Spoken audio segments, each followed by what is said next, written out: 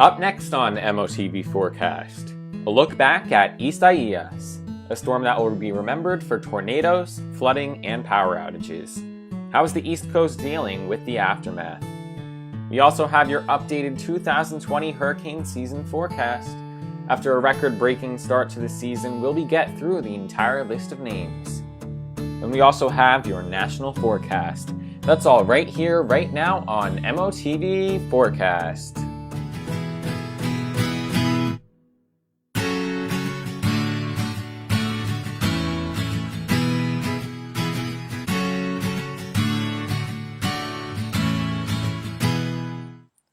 And welcome into MOTV Forecast. Isaias is now behind us, but we do have a lot of its aftermath to talk about. I'm meteorology student Riley Winch, and let's start off with the latest we are seeing from Isaias right now and its aftermath. Now, the latest on Isaias is that 12 people have died because of the storm, 5 from fallen trees, 2 from flooding, and 2 from tornadoes. And 6.4 million homes lost power during the height of the storm. That is now down, but there's still 470,000 people without power in New Jersey, or homes, I should say, more than that people-wise. 590,000 remain without power in Connecticut, and 500,000 remain in New York. Now, the longest tornado track in Delaware history did occur because of Isaias, in addition to a lot of tornadoes, and this tornado tracked 29.2 miles from Kent County to Newcastle County in Delaware. So that is some pretty crazy stuff from this storm. It will be remembered for a multitude of things, and definitely the most impactful storm of the hurricane season so far. Speaking of the 2020 hurricane season, the new hurricane season forecast is in from both Colorado State University and NOAA. And we are seeing a pretty damn active season, if you to ask me. We have 24 total named storms expected from Colorado State University and 19 to 25 from NOAA. And that is a lot of storms. This is their highest hurricane season forecast in the history of making them. Even though 28 named storms did form in 2005, that is the most active hurricane season on record. Now, in terms of hurricanes, we're expecting around between 7 and 11 from NOAA, 12 from Colorado State University. That includes the 2 hurricanes that have formed already, and 5 major hurricanes expected by Colorado State University, and 3 to 6 from NOAA. And we haven't seen any of those yet, so those are all still to come. But even though this includes the 9 named storms that have formed already, we have a lot of hurricane season to get through before we are done with it. I mean, the most active months are August and September. We're just about getting into that time right now. And if we also take a look here at the names for the 2020 hurricane season, we've gotten to Isaias. The next name on the list is Josephine, and we're just about halfway through now the named list that we're provided with for this year. And if we do meet these 24 named storms that are expected for this season, we will be going past this year's named list, and we're going to be getting into the Greek alphabet, because a lot of people ask, what do you do once you get to the end of the list of storms that you're given? And the only time that's ever happened before is the 2005 hurricane season. And if that does happen, we go to the Greek alphabet, starting with alpha, beta, and gamma, and so forth.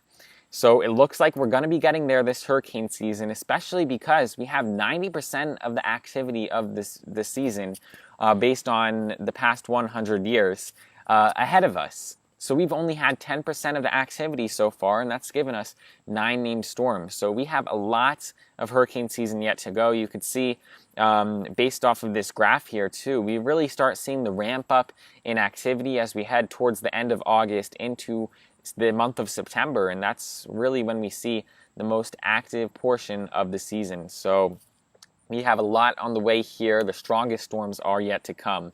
But somewhere that experienced Isaias this past Tuesday we're seeing Hebron, Maryland, getting in on some thunderstorms today. Some of these can bring some gusty winds at times, something you don't want to be seeing right after getting past the effects of a hurricane or tropical storm. But as we head throughout the next couple days, after tomorrow, we should be seeing dry conditions, although hot, as we head into later this weekend and into early next week. Somewhere else affected by Isaias is Flanders, New Jersey, here in Mount Olive, expecting the chance 50-50 shot at seeing some scattered storms today. Temperature is not quite expected to reach 80 degrees, but we're going to be getting there and then some as we head throughout the next couple days.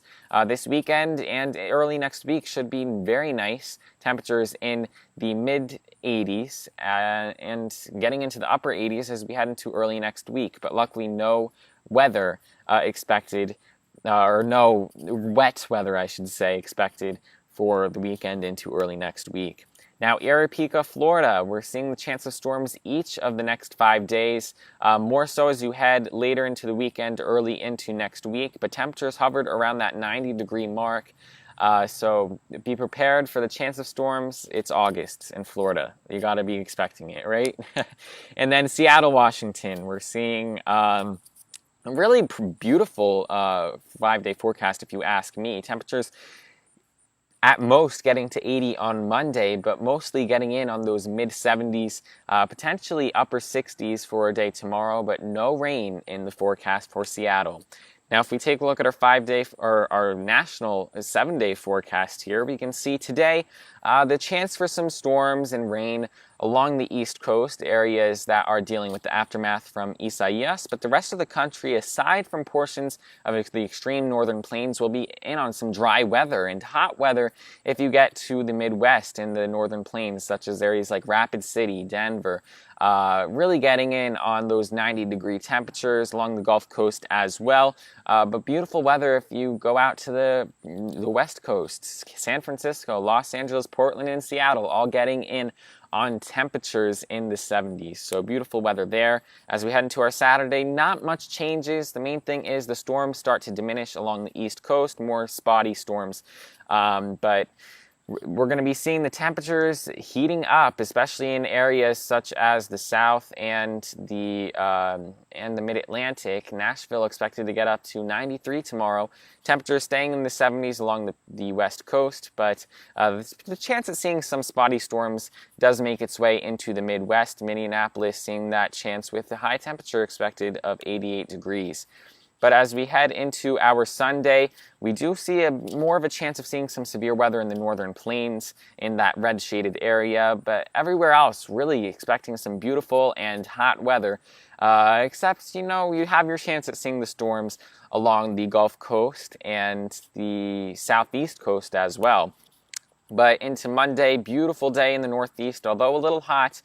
Temperatures start warming up a little bit on the West Coast. Portland expecting to get to about 89 degrees for your Monday.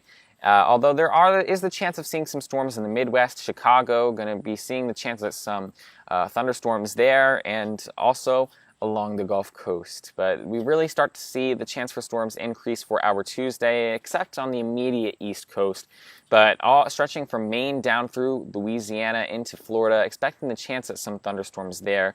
Temperatures start to stay pretty nice along the West Coast, although portions of the West that are landlocked, like Boise and Salt Lake City, could be getting in on the mid to upper 90s. But into our Wednesday, the chance for storms really goes up for portions of the Midwest and East Coast. And we see that stick around for our Thursday. So we do have to think about potentially seeing some scattered storms for our middle of the week next week across the Midwest and into the East Coast. Although New England could be fine for your Thursday, still got a lot of time to be watching out for that. And I will see you guys back here on MOTV Forecast for our next show on Friday at 2 p.m. Eastern next week. So thank you so much for joining in to MOTV Forecast. Hopefully you have a beautiful weekend and make the most of it ahead. Signing off, it's Riley Winch.